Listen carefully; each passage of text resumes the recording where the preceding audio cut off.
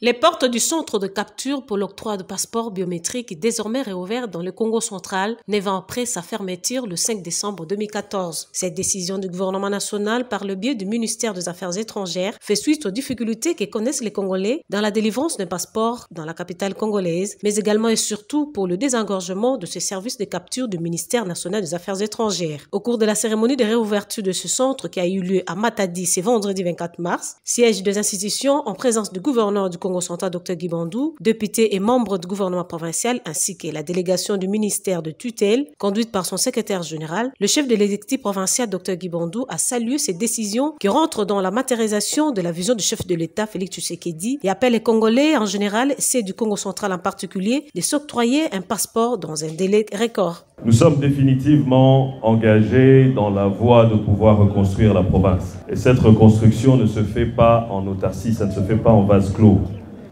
Et donc je suis heureux de voir que cette activité a lieu pendant que je suis là.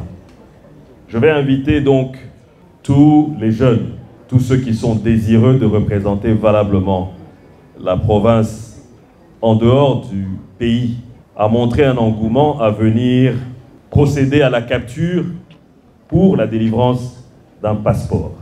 À cet égard, les premiers mots sont ceux de profonde gratitude à l'endroit de son Excellence, M. Félix-Antoine Tshisekedi Tshilombo, président de la République et chef de l'État, à qui je rends un vibrant hommage en cette circonstance, pour son approche de proximité tendant à rendre l'administration proche de ses administrés.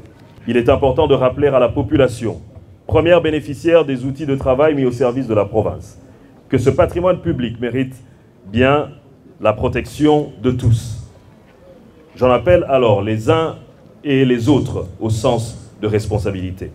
Rappelons que le centre de capture des données biométriques dans le Congo central avait déjà existé depuis le 3 novembre 2005, mais qui a connu une fermeture le 5 décembre pour des raisons diverses. Un ouf de soulagement pour les Congolais et une fierté pour la province chère à Joseph Kasavubu.